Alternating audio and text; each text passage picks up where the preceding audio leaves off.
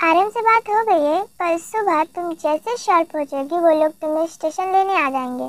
ताए बेटा, एक बात मेरी हमेशा याद रखना, वहाँ तुम अपना समझ के रहना। उन्हें तुम अपना समझोगी, वो लोग भी तुम्हें अपना समझेंगे। चलो, शाम 7 बजे की ट्रेन है, तुम तैयार रहना। ताए बोगम अंकल से बात करके कमरे में जाती है और शाम की तैयारी करने लगती है। शाम को बोगम अंकल ताए को छोड़ने स्टेशन आते हैं।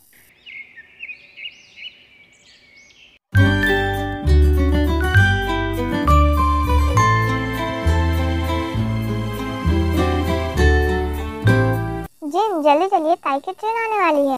पापा, ये ताई कौन है जिसे लेने आप और मॉम जा रहे हो? दादाजी जिमिन को ताई की जिंदगी में अब तक क्या हुआ था सब बताने लगते हैं, जिसे सुन जिमिन के साथ साथ पूरे घर के माहौल नम हो जाता है। अरे, आप सब क्यों दुखी हो रहे हो? आने दो ताई को, हम लोग ना उसके साथ उसे कभी भी अपनी फैमिली की याद नहीं आने देंगे। जिन और आरम ताई को लेने के लिए स्टेशन निकल जाते हैं। कुछ समय बाद जंगकुक हॉल से आकर अपने दादी के पास बैठ गया। माँ, नाश्ता लगा दो, बहुत भूख लगी है। बेटा, जिन तो घर पर नहीं है, वो तो स्टेशन गई है। माँ, स्टेशन क्यों गई है? कौन आ रहा है? दादी। तभी डोरबेल की आवाज सुनाई देती है। मिर्जा के गेट खोलती है। डोरबेल की आवाज सुनकर जिमिन कमरे से दौड़ती हुई आती है।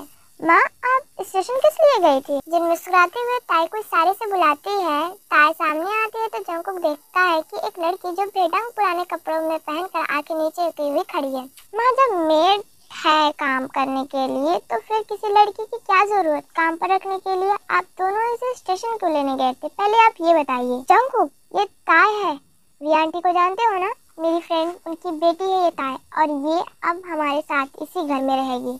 ताई और वहाँ खड़े सभी लोगों को थोड़ा बुरा लगता है। कहीं ना कहीं जंगकुक को भी बुरा लगता है कि उसने क्या बोल दिया। हाय, माई सेल्फ जिमिन, और आज से मैं तुम्हारी बेस्ट फ्रेंड, क्लासमेट और साथ ही साथ रूममेट भी हूँ। ताई जिमिन की बातों को कोई जवाब नहीं देती। तभी जिन बातों को संभालते हुए, ताई बेटा, तुम कल शाम से ट्रैवल कर रही हो, थक गई होगी, चलो तुम पहले फ्रेश हो जाओ, फिर नाश्ता करके आराम करना। सॉरी डैड, मुझे पता नहीं था, लेकिन ये अचानक से यहाँ हमारे साथ क्यों रहेगी? फिर आर्यन ताई को सारी बात समझाता है और जो जो ताई के साथ हुआ था वो सब जंगकुक को बताता है। जंगकुक ये सब बातें सुनकर थोड़ा अपसेट होता है। तभी उसके दोस्तों का कॉल आता है, वो कॉलेज के लिए निकल जाता है। जिन ताई के लिए कपड़े लेकर आती है, जिसे देख ताई मना करने लगती है। बेटा, जब कोई चीज माँ दे रही होती है ना तो मना नहीं करते। जिन की ये बातें सुनकर ताई की आंखें भर जाती हैं और वह जिन को गले लगा लेती है। क्या माँ, आप भी ना रुला दिया ना ताई को? और वैसे भी आज से जो मेरा है वो ताई का भी है, उसे वह पूरे हक से ले सकती है, आप उसकी चिंता मत करो। ताई बेटा, एडमिशन की सारी फॉर्मेलिटीज पूरी हो गई है, तुम कल कॉलेज जा सकती हो। जिमिन के साथ तुम कॉलेज चली जाना। ताई, कल से मैं तुम्हें अपने साथ कॉलेज लेकर जाऊंगी और तुम्हें अपने दोस्तों से मिलवाऊंगी, पूरा कॉलेज घुमाऊंगी। Oh my god, I am so excited. Thank you uncle. बेटा, बस अपने सपनों को पूरा करो और हमेशा खुश रहो।